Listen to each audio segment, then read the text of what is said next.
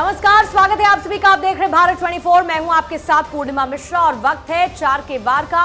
Mission Telangana को लेकर बात होगी, जहां पर गृह मंत्री अमित शाह दहाड़ने वाले हैं। तेलंगाना में अमित शाह मौजूद हैं और विधानसभा चुनाव के ऐलान के बाद अमित शाह का ये पहला दौरा है।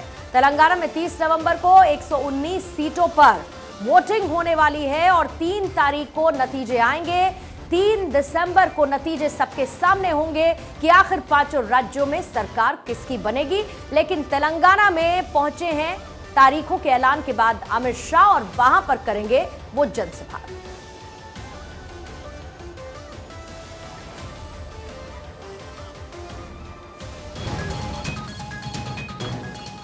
तेलंगाना सरकार पर गृह मंत्री अमित शाह ने इसी बीच हमला बोला है। तेलंगाना में केंद्र की योजना लागू नहीं की है, ये अमित शाह ने कहा है। ट्राइबल यूनिवर्सिटी खोलना चाहते थे पीएम, अमित शाह ने कहा, और यूनिवर्सिटी के लिए केसीआर ने जगह नहीं दी है। केसीआर पर हमलावर अमित शाह इस वक्त जो तेलंगाना में मौजूद है और केसीआर सरकार पर हमला बोलते हुए एक तरफ जहां पर ट्राइबल्स को, आदिवासियों को लुभाने की भरकस कोशिश तमाम पार्टीज की तरफ से हो रही है और ऐसे में ट्राइबल यूनिवर्सिटी का जिक्र अमित शाह की तरफ से किया गया। वो कहते हैं कि प्रधानमंत्री ट्राइबल यूनिवर्सिटी खोलना चाहते थे, लेकिन इसके लिए केसीआर ने जगह नहीं दी। तेलंगाना में पहुंचे विधानसभा चुनाव के ऐलान के बाद गृह मंत्री अमित शाह और 30 तारीख को 119 सीटों पर मतदान होना है। तेलंगाना में 3 दिसंबर को नतीजे सामने आएंगे और गृहमंत्री अमित शाह के पहुंचने के बाद केसीआर पर हमलावर नजर आए। यूनिवर्सिटी, ट्राइबल यूनिवर्सिटी प्रधानमंत्री जो खोलना चाहते थे, उसके लिए केसीआर ने जगह नहीं दी है। मोदी जी ने हैदराबाद में तेलंगाना विमोचन दिन पर झंडा फहराने का चालू किया है। अगर भारतीय जनता पार्टी की सरकार बनती है तो 17 सितंबर को हर जिले में हैदराबाद विमोचन दिन मनाया जाएगा। मोदी जी ने हैदराबाद में तेलंगाना विमोचन दिन पर झंडा फहराने का चालू किया है। अगर भारतीय जनता पार्टी की सरकार बनती है तो 17 सितंबर को हर जिले में हैदराबाद विमोचन दिन मनाया जाएगा। मोदी जी ने हैदराबाद में तेलंगाना विमोचन दिन पर झंडा फहराने का चालू किया है। अगर भारतीय जनता पार्टी की सरकार बनती है तो 17 सितंबर को हर जिले में हैदराबाद विमोचन दिन मनाया जाएगा। कल ही चुनाव आयोग ने तेलंगाना का चुनाव घोषित कर दिया है। मुझे बताओ, आप लोग केसीआर की सरकार को फिर से लाना चाहते हो क्या? अरे जोर से बोलो, लाना चाहते हो क्या? मोदी जी के नेतृत्व में कमल की सरकार लाना चाहते हो क्या?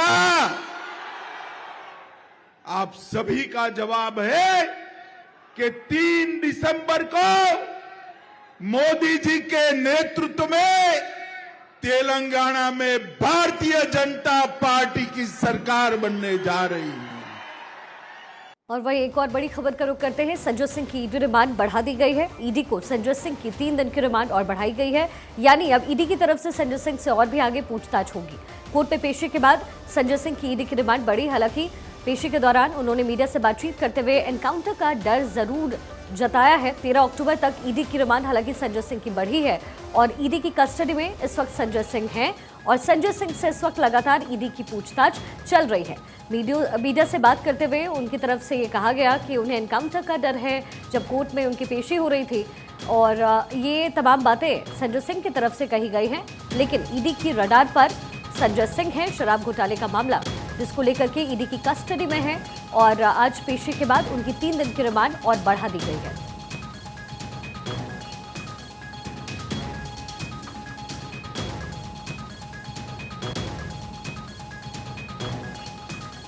मेरे सहयोगी सुमित मेरे साथ इस वक्त जुड़ गए हैं। सुमित, क्या कुछ दलीलें ईडी की तरफ से रखी गई जब कस्टडी बढ़ाई गई?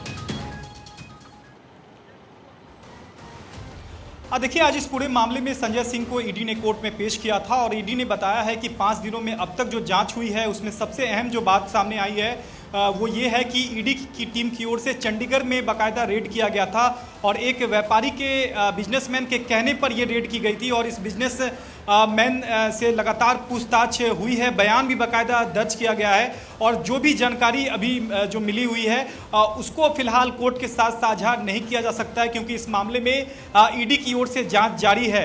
लिहाजा 5 दिनों की और रिमांड की ज़रूरत है, लेकिन कोर्ट ने 3 दिनों की जो रिमांड है वो ईडी को दी है, यानी कि 13 अक्टूबर तक संजय सिंह जो हैं वो ईडी की रिमांड में रहेंगे। आज सुनवाई के दौरान संजय सिंह के वकील ने भी इस ईडी की रिमांड का विरोध किया और कहा कि इन 5 दिनों में जो पूछताछ हुई है उसमें ऐसा कुछ खास जो है वो पूछताछ ईडी की टीम की ओर से नहीं की गई है। यहाँ तक कि जब 5 दिनों की जो रिमांड मांगी गई थी, कोर्ट ने 5 दिनों की जो रिमांड दिया था उसमें सर्वेश और विवेक जो आरोपी है उससे आमना सामना कराने की बात कही गई थी, लेकिन वो भी ईडी की ओर से नहीं किया गया।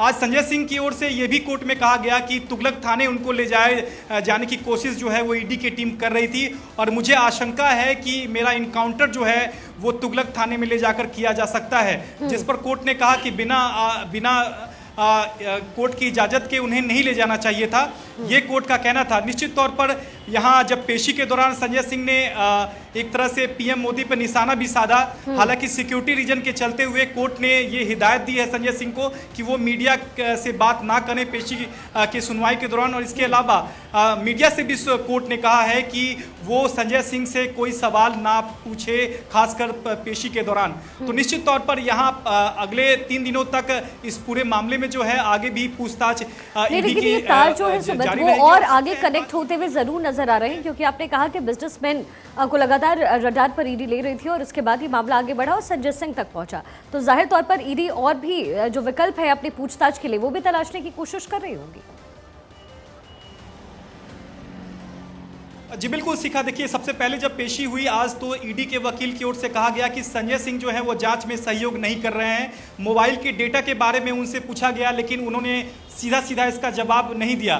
तो निश्चित तौर पर ईडी का यहाँ सीधे तौर पर कहना है कि पिछले 5 दिनों की जो पूछताछ हुई है उसमें संजय सिंह कोई भी सवाल का सीधा सीधा जवाब नहीं दे रहे हैं, ईडी की जांच में सहयोग नहीं कर रहे हैं और जो मोबाइल का डेटा के बारे में जो ईडी ने उनसे पूछा था उसका भी वो जवाब नहीं दे रहे हैं। तो इन 5 दिनों में जो जांच हुई है उसमें जांच में सहयोग जो है वो संजय सिंह नहीं कर रहे हैं और यही वजह थी कि ईडी ने आज रिमांड बढ़ाने की जो मांग है वो की थी। 5 दिनों की रिमांड बढ़ाने की मांग यहाँ ईडी की ओर से की गई थी, लेकिन 3 दिनों की जो रिमांड है वो ईडी ने कोर्ट ने ईडी को दे दिया है। तो अगले 3 दिनों तक पूछताछ होगी और सबसे अहम जो कड़ी है वो चंडीगढ़ में जो रेड हुई है उसमें बिजनेसमैन के निशानदेही पे जो रेड हुई है उसका बयान बाकायदा इस केस में दर्ज किया है ईडी ने। और सबसे अहम बात ईडी ने आज कोर्ट में ये भी कही कि इस मामले में यानी कि शराब घोटाले मामले में रिश्वत जो मांगी गई थी उसका पुख्ता सबूत ईडी के पास मौजूद है, लिहाजा इस मामले में जांच जारी है और संजय सिंह से आगे भी पूछताछ करने की ज़रूरत है, ऐसे में रिमांड की ज़रूरत है। तो 3 दिन की रिमांड अब मिली है, 13 अक्टूबर को दोबारा संजय सिंह को कोर्ट में पेश किया जाएगा, जहां देखना होगा कि क्या और रिमांड की मांग यहां ईडी की ओर से की जाएगी या नहीं। लेकिन ये सीधे तौर पर जरूर कहा जा सकता है कि 5 दिनों तक जो पूछताछ हुई है उसमें संजय सिंह ने जांच में सहयोग नहीं किया है, ये ईडी का कहना है। तो अगले 3 दिनों तक क्या जांच में सहयोग संजय सिंह कर पाते हैं या नहीं, यह देखना बेहद अहम होगा। अगली सुनवाई में ये साफ हो पाएगा, लेकिन सीधे तौर पर यह जरूर कहा जा सकता है कि यहाँ ईडी कोर्ट में पुख्ता दावा कर रही है कि उसके पास पुख्ता सबूत हैं, इस शराब घोटाले में जो रिश्वत ली गई थी उसके पुख्ता सबूत हैं, लिहाजा इस मामले में आगे भी जांच की ज़रूरत है। यहाँ संजय सिंह के वकील का सीधे तौर पर कहना था कि ईडी की जो जांच है वो सिर्फ दिनेश अरोड़ा के बयान पर आधारित है और दिनेश अरोड़ा जो सरकारी गवाह है वो बार बार अपना बयान बदल रहा है। तो अब इस मामले में देखना अहम होगा कि 3 दिनों तक ईडी किस तरह से इस पूरे मामले में जांच करती है, क्योंकि दिनेश अरोड़ा के साथ साथ जो अमित अरोड़ा आरएमएल अस्पताल में एडमिट है उसको भी ईडी जो है वो रडार पे लेना चाहती है, पूछताछ करना चाहती है और इस मामले में संजय सिंह से आमना सामना कराना चाहती है। तो अगले 3 दिनों तक आमना सामना कराने की कोशिश होगी, उसके बाद 13 अक्टूबर को एक बार फिर से संजय सिंह को कोर्ट में ईडी पेश करेगी। बिल्कुल सुमित, देखिए बड़ी बात इसके अंदर यह है कि जब मनीष सिसोदिया से पूछताछ की जा रही थी तब भी ईडी का यही कहना था कि वो सहयोग नहीं कर रहा, जबकि मनीष सिसोदिया कह रहे थे कि मैं सहयोग कर रहा हूँ। सेम बात ये संजय सिंह को लेकर भी निकल के आ रही है। लगातार अपडेट आपसे सुमित लेते रहेंगे। फिलहाल के लिए बहुत बहुत शुक्रिया। और इसी के साथ देखिए चीनी मानवाधिकार कार्यकर्ता का बड़ा दावा, जहां पे उन्होंने कहा है कि चीनी एजेंट्स ने की थी हरदीप सिंह निज्जर की हत्या। चीनी एजेंट्स का भारत को फंसाना मकसद था। 18 जून 2023 को हरदीप सिंह निज्जर की हत्या हुई थी।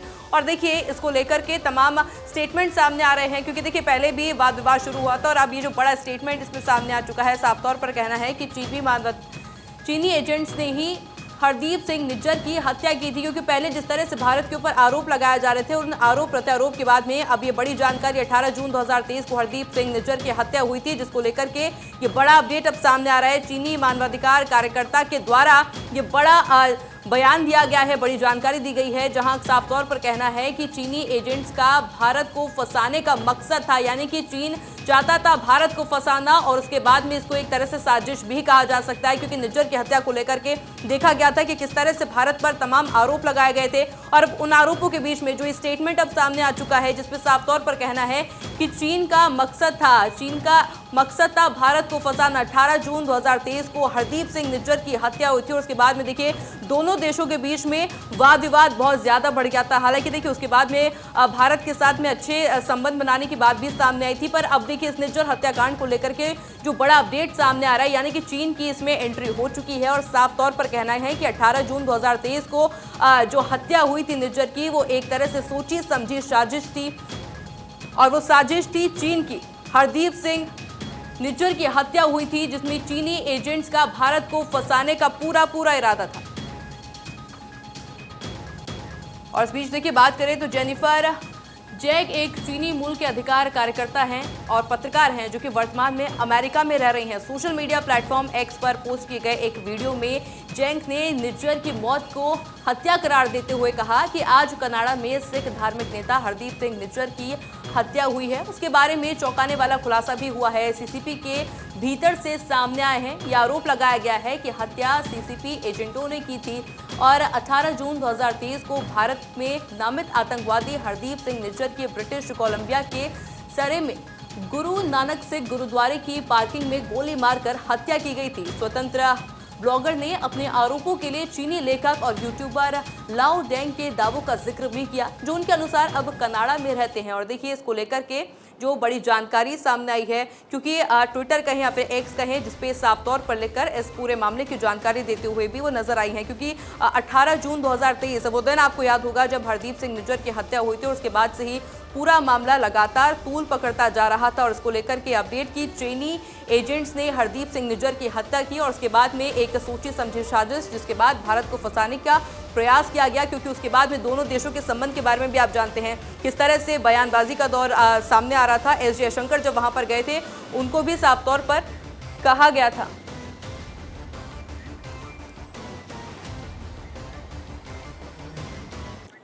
ब्रिगेडियर विनोद दत्ता हमारे साथ फोन लाइन पर कनेक्ट है। ब्रिगेडियर, इसे कैसे देख रहे हैं? चीन पर आरोप लग रहे हैं कि चीन ने निज्जर की हत्या कराई। देखिए इसमें कोई शक नहीं है कि और इन जो आरोप लगाए गए हैं इनमें तथ्य है, क्योंकि निज्जर की हत्या जैसा कि कनाडा ने कहा था कि साहब भारत का उसमें हाथ है, और जिस तरह से कनाडा की मजम्मत हुई है और ट्रूडो साहब की जिस तरह से लोगों ने उनको बड़ी हल्के में लिया है, वो ये साबित करता है कि देखिए चीन भारत को एक राइवल के रूप में देखता है और वो ये नहीं चाहता कि भारत का जिस तरह से वर्चस्व बढ़ रहा है, भारत का जो स्टेटस और स्टेचर जिस तरह से बढ़ रहा है विश्व में, और खासकर G20 के बाद वो नहीं चाहता कि भारत इन ऊंचाइयों पे पहुंचे। तो आप ये देखिए निज्जर की हत्या में उसका शामिल होना इन तथ्यों को प्रूव करता है। आप देखिए ये अपना अल बद्र एक ऐसी तंजीम थी आतंकवादियों की जो बिल्कुल खत्म कर दी थी भारतीय सेना ने। अब चीन उनको उसका जो हेडक्वार्टर है मनशेरा में, वहां उस पर काफी पैसा खर्च कर रहा है, पाकिस्तान को पैसा दे रहा है। तो चीन इस तरह की जो नीति उसने जो छद्म युद्ध की नीति अपना रखी है, वो ये बताती है कि चीन का इसमें हाथ हो सकता है। आपको याद होगा शिंजो आबे साहब का भी जब उनका कत्ल हुआ था, उस समय भी चीन पे उंगलियां उठी थी। तो ये सब चीज देखिए, जहां कहीं आग होगी वहीं धुआं उठता है। तो अगर इस तरह की कोई किसी ने इल्जाम लगाए हैं या जी। किसी ने और जिन्हें ये वक्तव्य दिया है उनकी काफी उनकी जो गुडविल है या साख है वो काफी अच्छे लोगों में गिनती की जाती है। बिल्कुल तो ये ब्रिगेडियर कहना दत्ता, गलत नहीं। तमाम जानकारी के लिए, बातचीत के लिए बहुत शुक्रिया। जेनिफर जिंग ने कोविड को लेकर भी कई खुलासे किए थे और ये एक स्यूडो वॉर की तरह देखा जा रहा है जो चीन, भारत और जापान जैसे देशों के खिलाफ लड़ रहा है। क्या चीन ने ही निज्जर की हत्या करवाई, ये बड़ा सवाल, और इस बीच ये बड़ा आरोप आया है जेनिफर जिंग की तरफ से।